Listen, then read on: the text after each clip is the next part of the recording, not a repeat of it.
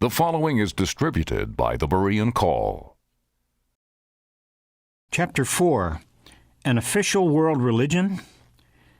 Who opposes and exalts himself above every so-called God or object of worship, so that he takes his seat in the temple of God, displaying himself as being God? 2 Thessalonians chapter 2, verse 4. All who dwell on the earth will worship him. Revelation chapter 13, verse 8. Many people think of prophecy as an intriguing subject that involves the latest rumors concerning an alleged trilateralist plot, the newest developments in the Middle East, or recent maneuvers by the Soviets and Arabs in their continuing campaign against Israel. Interesting as that may be, there is something far more important. Whether one has a year's supply of food in case of famine or a suitable shelter for surviving a nuclear attack may be important, but it affects one's temporal condition only. However, to be deluded into believing the lie that we are warned will seduce the entire world into accepting the Antichrist will affect one's eternal destiny. 2 Thessalonians chapter 2, verses 11 and 12. We've been in the midst of a occult explosion for the last 25 years, an explosion that began with the drug movement and turned into a mystical trip mainly oriented to Hindu-Buddhist practices. The counterculture that began as a largely political movement protesting the Vietnam War and evils of a materialist society became a spiritual movement through the influence of drugs and Eastern mysticism. The failure of materialistic science to answer ultimate questions, but instead bringing us to the brink of a nuclear holocaust and ecological collapse, has caused modern man to turn to the realm of the spirit for the answers he seeks. This is preparing humanity for the coming world religion of Antichrist, and the prophetic warnings in the Bible concerning it deserve to be taken seriously. The cashless controlled society. Biblical prophecies also have a good deal to say about political, military, and economic developments in the last days. As negative as it sounds, Antichrist will rule the earth. The Bible declares in unequivocal language, quote, "And he causes all, the small and the great, the rich and the poor, to be given a mark on their right hand or on their forehead, and he provides that no one should be able to buy or to sell except the one who has the mark." End of quote. Revelation chapter 13, verses 16 and 17. In our modern world, 1900 years after these words were written by John under the inspiration of the Holy Spirit, they at last make sense. Today's credit card system has brought the fulfillment of this ancient prophecy closer than almost anyone would have guessed 50 years ago. Nor is it any secret that we are heading for a completely cashless society, which will be one more step toward this prophecy's fulfillment. There are about 600 million credit cards now in use in the United States alone. In 1983, the reported fraudulent credit card transactions were about $200 million. The possibility of counterfeiting cards is being eliminated by new devices such as those developed by Light Signatures Incorporated of Los Angeles. However, this does not solve the problem of lost or stolen cards. The only real solution is to do away entirely with cards as well as with cash. The logical manner for accomplishing this is exactly what the Bible prophesied 1900 years ago. There will eventually be an irremovable identification number on the hand or forehead of every person on the planet. We now have the technology not just to impregnate a number, but to implant a microchip with considerable data that would be invisible except to electronic scanning devices. This is the next logical step for banking and commerce, but it could also allow surveillance from satellite of the movements of every person on Earth. This may be why the mark of the beast will only be put into operation by Antichrist himself. Speculation about what that mark will be and the meaning of 666 has filled volumes. The most important thing is to realize that receiving it will be an act of submission to Antichrist, causing all who take this mark to forfeit the possibility of salvation. Those who do not accept it will lose the privilege of buying or selling. The choice will be between time and eternity. The coming world government. It is no longer a question of whether, but when humanity will be united both economically and politically under a one-world government. Lists of the many top leaders and organizations working openly toward this goal can be obtained by anyone who's interested.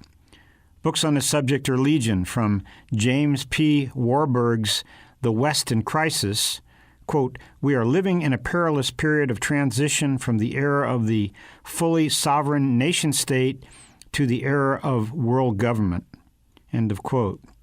To Between Two Ages, by Assistant to the President for National Security Affairs, Zbigniew Brzezinski, in which he openly advocates a one-world government as a necessity. The United States has officially made statements favorable of a new world order, such as the following address to the Secretary General of the United Nations. Quote, "It would be hard to imagine that the American people would not respond very positively to an agreed and safeguarded program to substitute an international rule of law and order," end of quote. Of the Carter administration, the Washington Post said, quote, "If you like conspiracy theories about secret plots to take over the world, you're going to love the administration of President-elect Jimmy Carter." At last count, 13 trilateralists had gone into top positions. Extraordinary when you consider that the Trilateral Commission has only about 65 American members. End of quote. Even Ronald Reagan, who was supposedly an outsider bringing new faces into government, immediately following his victory in 1979, appointed a, quote, "a transition team that would later select, screen, and recommend appointees for major administration posts. Of the 59 on that team, 28 were members of the CFR, 10 belonged to the secret and elite Bilderberg Group, and no less than 10 were trilateralists," end of quote. The coming world government has been dealt with in countless books and sermons, yet the most important part of what the Bible tells us about the Antichrist is seldom mentioned. It would be fruitless to speculate further about global conspiracy theories involving trilateralists, Masons, Illuminati, or New Age networks. These organizations are only pawns in the real game. No one is going to take over the world by conspiring to do so. Far more important than knowing the individuals and groups involved is understanding the common lie that deceives them all. The mastermind behind the scenes is Satan himself, and the world takeover is his move. Even so, that can only come when God allows it, and it will be made possible through some startling developments. A very probable scenario is presented in Peace, Prosperity, and the Coming Holocaust, so we won't take further time to discuss that here. Regardless of how it is going to come about, however, the Bible declares that it will happen. Quote, "And the whole earth was amazed and followed after the beast," that is the Antichrist, saying, "Who is able to wage war with him?" And authority over every tribe and people and tongue and nation was given to him. Revelation chapter 13, verses 3, 4, and 7. In attempting to understand these prophecies, we must not forget that Antichrist will be far more than a military political dictator. He will also be the revered and worshipped head of an unprecedented official world religion. The world's loyalty to him will be of a religious nature. His takeover of the world is above all a spiritual event toward which Satan has plotted since the Garden of Eden. Those who overlook that fact miss the real significance of Antichrist and are more likely to fall prey to the deception by which the world will be seduced into worshiping him. When we finally see prophecy in its religious context, it takes on new meaning and urgency. What secret to his power? In language that cannot be misinterpreted, the Bible foretells that Antichrist will declare himself to be God and that the whole world, Marxists, Maoists, Muslims, Hindus, Buddhists, atheists, professing Christians, everyone will believe this astonishing claim and worship him. This seems so fantastic that many sincere Christians have tried to interpret this prophecy to mean only that Western Europe, the revived Roman Empire, and possibly also the remainder of the Western world will be under the Antichrist. However, the words used in Revelation 13 to describe Antichrist's dominion, whether political or religious, are unequivocal.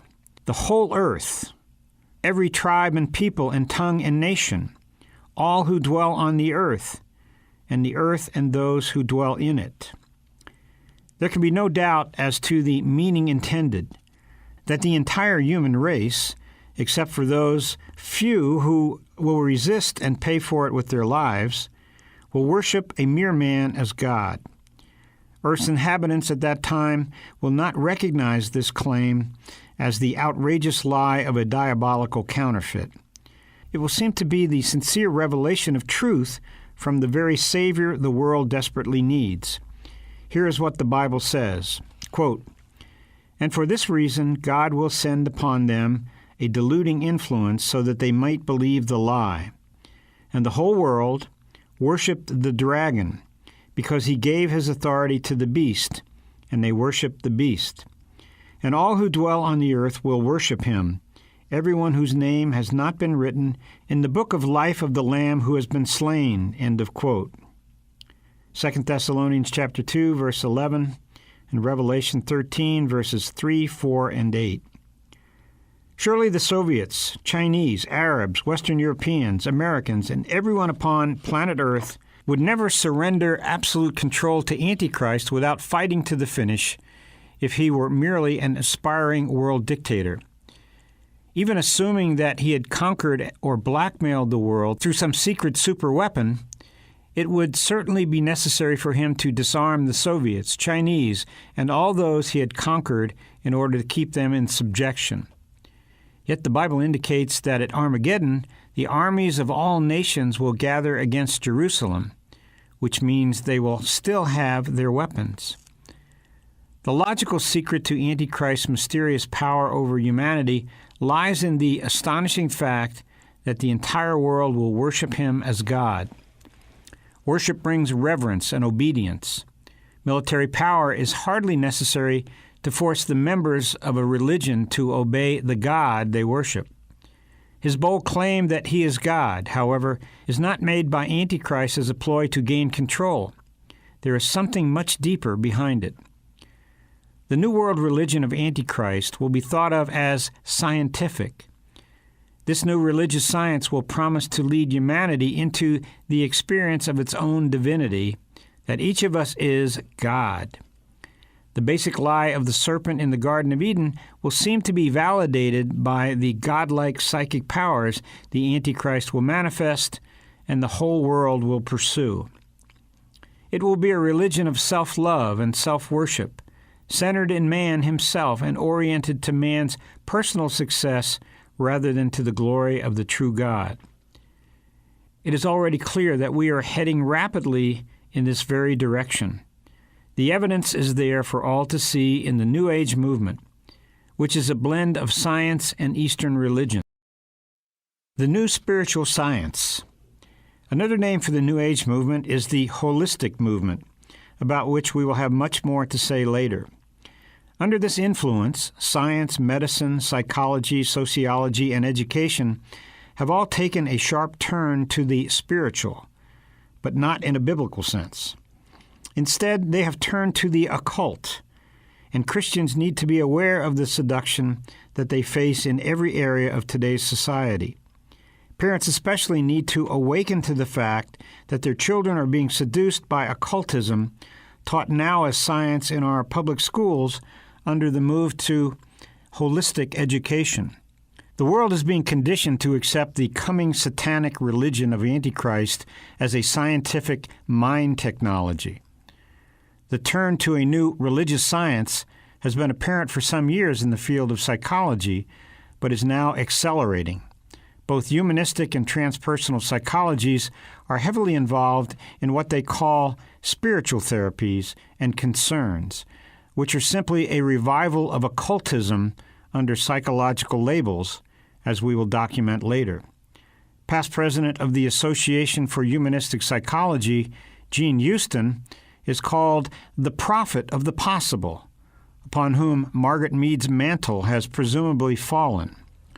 Known as a dazzling visionary, scholar, and teacher in the human potential movement, and a leading spokesperson for the coming transformation into the New Age, Houston declared in an interview, quote, "I predict that in our lifetime we will see the rise of essentially a new world religion. I believe a new spiritual system will emerge," end of quote. Increasing numbers of influential world leaders are expressing in New Age terms the growing belief that the predicted world government must be founded upon a new world religion.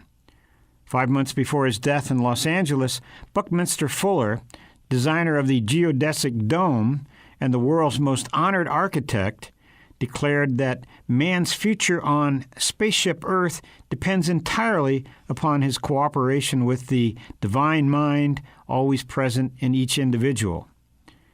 The belief that we can tune into this inner divine mind to experience peace through Eastern meditation, yoga, was the major premise at a recent prestigious Universal Peace Conference. The conference was held in India at the World Spiritual University, headquarters of the Brahma Kumaris Raja Yoga Society, a United Nations affiliate. Among the 3,000 delegates from 42 countries were such notables as Tibet's Dalai Lama, Stanford University professor and SRI scientist Willis Harman, and United Nations Assistant Secretary General Robert Mueller. In his keynote speech to the delegates, Mueller said, quote, "The time has come to obtain peace on this planet. The United Nations Charter has to be supplemented by a charter of spiritual laws. I think that what is wrong, we have forgotten that we have a cosmic evolution and spiritual destiny," end of quote. Gurus and Godhood. The prophecy quoted at the beginning of this chapter that he takes his seat in the temple of God, displaying himself as being God, 2 Thessalonians chapter 2, verse 4, will have its primary fulfillment in a particular man, Antichrist, and the temple yet to be rebuilt in Jerusalem. There is an obvious secondary application. The human body is supposed to be the temple of God. God intends that we should open our hearts to receive Jesus Christ as Savior and Lord and be indwelt by His Spirit. Paul wrote to the Christians at Corinth, quote, "You are a temple of God. The Spirit of God dwells in you," end of quote, 1 Corinthians chapter 3, verse 16. The teaching of Eastern religions, however, is that the self is God, but we just don't realize it. The spirit of Antichrist causes humans to look within themselves in that temple of the heart where the Spirit of God ought to dwell and to declare their own deity. The goal of yoga is self-realization, to look deeply within what ought to be the temple of the one true God and there to discover the alleged true self or higher self and declare self to be God. This is the religion of Antichrist, and for the first time in history, it is being widely practiced throughout the Western world as transcendental meditation and other forms of yoga that are now taught in nearly every YWCA or YMCA, in public and private schools from kindergarten to graduate level, and in many churches. Humanity is being conditioned to accept a coming world ruler who will have the psychic powers from Satan to prove that he has indeed realized his own godhood. The many gurus who have invaded the West are actively converting millions to this satanic religion of Antichrist with a missionary zeal and success that is a new phenomenon for Eastern religions. Each claiming to be God himself, the gurus have opened the Western world to the belief and practice of worshiping a man as God, and to the idea that each person can realize his own godhood through following his guru. It will not seem strange, therefore, when Antichrist claims to be God, and the millions who have been worshiping gurus such as Rajneesh and Muktananda will easily worship Antichrist. The hundreds of Eastern gurus are preparing us for the ultimate guru. The many false Christs are paving the way for the Antichrist. San Diego psychiatrist Samuel H. Sandweiss is one example of the millions of Westerners who have been converted by one guru or another. The following are excerpts from a letter he wrote to his wife in May 1972 from India, where he had gone to investigate a miracle-working guru known as Sai Baba, who has about 20 million devoted followers. Quote, "There's no doubt in my mind that Sai Baba is divine. I astound myself, a rational, scientific man, to say such a thing. I believe Baba to be an incarnation of God. How strange, when just a few days ago I was such a skeptic. Yesterday I experienced more miracles. Baba is allowing me to see his wonderful power up close.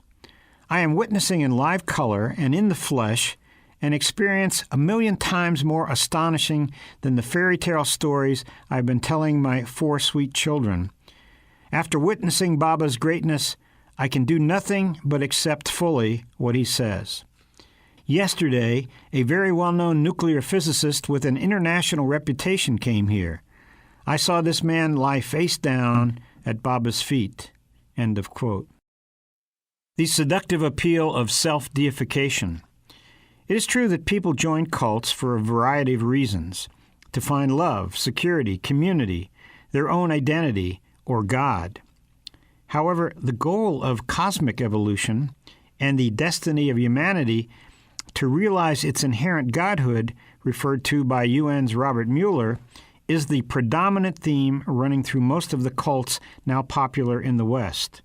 For example, Joseph Smith's Mormonism, Ernest Holmes' Church of Religious Science, and Herbert W. Armstrong's Worldwide Church of God all teach it.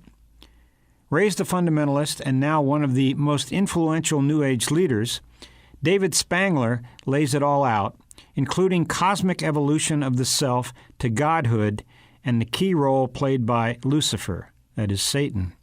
Quote, "When man entered upon the pathway of self, he entered into a great creative adventure of learning the meaning of divinity by accepting to himself the responsibility of a microcosmic world unto whom he is the God. There he can say, I have fully and absolutely accepted the responsibility of who and what I am. The being that helps man reach this point is Lucifer, the angel of man's evolution, the spirit of light in the microcosmic world." End of quote. Werner Erhard, founder of EST, Erhard Seminars Training, declares, "You're God in your universe." Krems Maitreya states, "Man is an emerging God. My plan and my duty is to reveal to you a new way, which will permit the divine in man to shine forth." Maharishi Mahesh Yogi, founder of the TM cult, perverts the Bible by saying, "Be still and know that you are God." Sung Myung Moon has written, "God and man are one. Man is incarnate God." Echoing the same lie from Eden's serpent, Ernest Holmes, founder of the Church of Religious Science, declared, "All men are spiritually evolving until each will fully express his divinity." As the master who traveled the astral plane to communicate in an audible voice to Napoleon Hill declared concerning the person who fully followed the teachings of the Temple of Wisdom, quote, "He will not only understand the true purpose of life, but also he will have at his command the power to fulfill that purpose without having to experience another incarnation on this earthly plane. And the masters of the great school, on this earthly plane and all other planes, will rejoice at his triumph and will bid him Godspeed toward his own mastership." End of quote. That this message of self-deification is gaining credibility and acceptability at an accelerating rate around the world is another convincing sign that the coming of Christ must be drawing near. There can be no doubt that this belief will play a major role in causing the world to accept the Antichrist and his world religion, as the Bible foretells. That the world would follow such teachings comes as no surprise. But there is cause for alarm when we realize how closely related the deification of self is to the entire human potential movement, and how this movement has penetrated the evangelical church and is subtly seducing overwhelming numbers of Christians. Self is the predominant theme of a large percentage of Christian books and sermons. Former Episcopal priest Alan Watts, turned Zen Buddhist master, is a good example of where this seduction leads Christians who succumb to it. Watts declared, quote, "The appeal of Zen, as of other forms of Eastern philosophy, is that it unveils a vast region where at last the self is indistinguishable from God." End of quote. Man-God. The world will be convinced that this godhood, which the cults and gurus offer, has apparently been realized by Antichrist. Satan will give him supernatural powers to back up his claim that he is the first human to have achieved the full potential of our alleged inherent godhood. That this amazing world ruler is a self-realized master in the fullest sense of Eastern tradition will be proved through the demonstration of supernatural powers that seemingly rival the miracles of Jesus Christ described in the Bible. This will give credence to the hope that everyone else in the world can also reach the goal of self-realization. It will seem to be the exciting dawning of a new age for humanity and planet Earth. It is important to understand that Antichrist will not claim to be God in the classical biblical sense, but a man who has achieved godhood. In fact, Antichrist will deny the existence of God as a personal being who has created out of nothing all that exists. The respectability and broad popularity that this belief has achieved is exemplified in John Denver. Like Marsha Mason and many other popular celebrities, Denver was a follower of Swami Muktananda before the latter's death. Muktananda's advice to his disciples was, quote, "Kneel to your own self, honor and worship your own being. God dwells within you as you." End of quote. Of Werner Erhard and Muktananda, Denver declared, "They're gods and they know it. They're running the universe." Inspired by this insight, Denver expressed the goal that millions of Westerners now hold as the result of the influence of the gurus. Quote, "One of these days, I'll be so complete, I won't be a human, I'll be a god." End of quote. This concept that seemed so incredible to almost everyone in the West just a few years ago is now accepted as a liberating new truth by those who experience it. Increasing numbers of celebrities, such as Shirley MacLaine, are testifying to the transforming power of mystical experiences. In her bestseller, Out on a Limb, MacLaine explains that she now accepts what she once considered science fiction or the occult because it happened to me. The power of the mystical experience, a form of initiation, is expressed eloquently by Robert Schuller's good friend and repeat guest on his Hour of Power TV program, Gerald Champolsky. This famous psychiatrist and best-selling author, lecturer, tells of his meeting with Swami Muktananda. Quote, "He touched me with peacock feathers. I began to have the impression that our minds were joined. He touched me again on the head with his hand. After this, beautiful colors appeared all around me, and it seemed as though I had stepped out of my body and was looking down on it. I saw colors whose depth and brilliance were beyond anything I had ever imagined. I began to talk in tongues. A beautiful beam of light came into the room, and I decided at that moment to stop evaluating what was happening and simply be one with the experience, to join it completely. For the next 3 months, my energy level was heightened and I required very little sleep. I was filled with an awareness of love unlike anything I had known before." End of quote. Within this context, the otherwise incredible Antichrist prophecies become believable. It is no longer difficult to imagine that everyone will worship him. If initiation by gurus such as Muktananda has such a transforming power, What will it be like to be initiated into Antichrist's New Age kingdom? Moreover, Antichrist will symbolize the godhood they all hope to achieve. It is important to remember that everyone will know that they are not worshiping the God of the Bible. They will not worship the true God because to acknowledge His existence would be to admit their own inferiority and total dependence upon Him. To acknowledge Antichrist as God, however, is to reaffirm their own claim to godhood.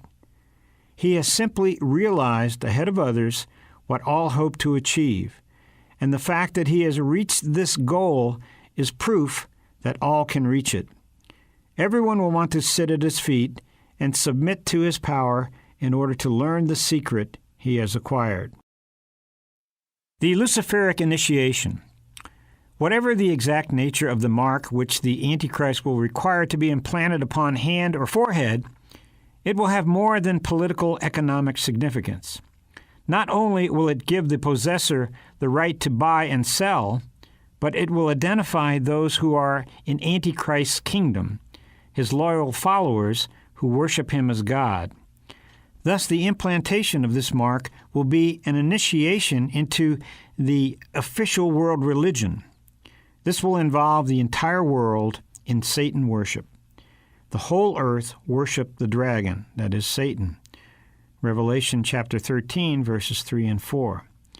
This seems impossible to believe because most people think of Satan worshippers as weird fanatics performing bizarre rituals under a full moon at midnight in a cemetery. On the contrary, this will all be very scientific and respectable.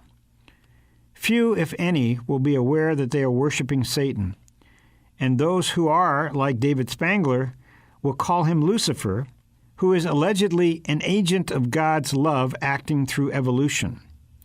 Spangler is not alone in honoring Lucifer, and such ideas repeated often enough exert a subtle influence even upon Christians.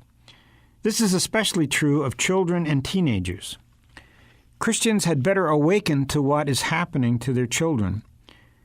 Take the recently popular movie 2010, for example. In the film, a new sun suddenly appeared in the sky and brought peace to Earth just as the Americans and Soviets were about to engage in nuclear war. What the film did not explain, Arthur C. Clarke did in his book. The sun was named Lucifer, no doubt in honor of the power that brought it into existence. Spangler further explains the relationship of Antichrist to Lucifer and why Lucifer will be worshipped. Quote, Christ is the same force as Lucifer. Lucifer prepares man for the experience of Christhood. He is the great initiator. Lucifer works within each of us to bring us to wholeness, and as we move into a new age, each of us in some way is brought to that point which I term the Luciferic initiation, that many people now and in the days ahead will be facing, for it is an initiation into the new age. End of quote. The Great Delusion.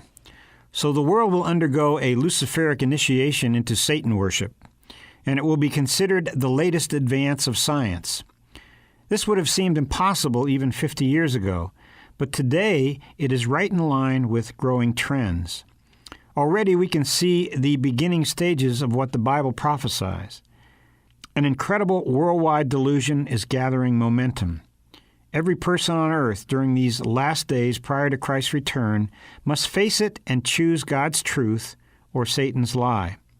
So compelling will be the seduction that Jesus warned that even the elect would be deceived if it were possible.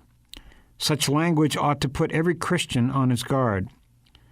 What is most important for us is to understand that the glue that will hold Antichrist's empire together is the universal acceptance of what the Bible calls the lie that man is God. The consequences ought to be obvious. If we claim that we are God, we have demeaned the very concept of God. We haven't lifted ourselves up to God's level, but have dragged God down to our level. If everything is God, as Hinduism teaches, then nothing is God because the very word God has lost its meaning. Thus, the declaration that man is God is religious atheism. That kind of heavy delusion doesn't happen in a moment. It requires considerable preparation. That it will indeed happen, however, is clearly stated. This is not pessimism, but realism. It should not cause us to become fatalistic, but to work even more diligently to rescue as many as we possibly can before it's too late. The Bible plainly declares that Christ died for the entire world, John 3:16, and so forth, and that God desires all men to be saved and to come to the knowledge of the truth, 1 Timothy chapter 2, verse 4. Therefore, in spite of prophecies about coming delusion and the Antichrist takeover, we must attempt to convert all people for Christ.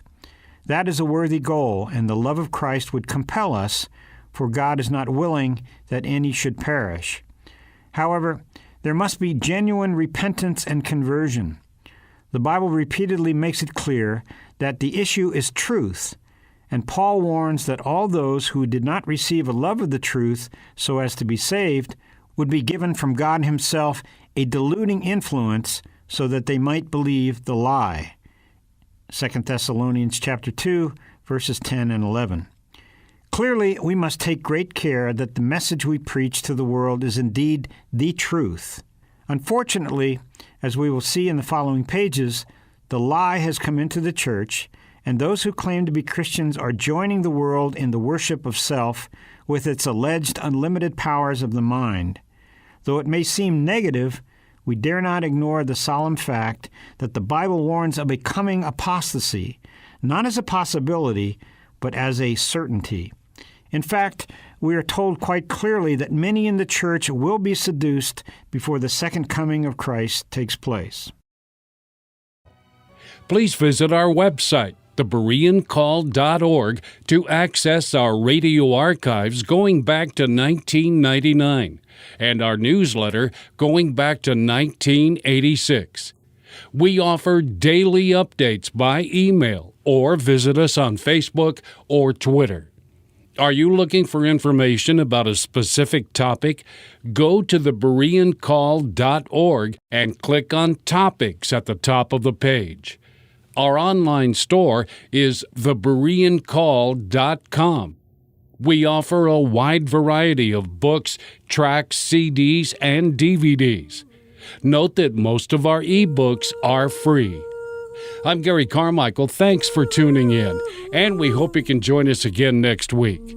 Until then, we encourage you to search the Scriptures 24/7.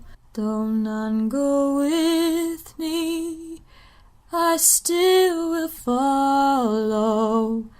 No turning back, no turning back.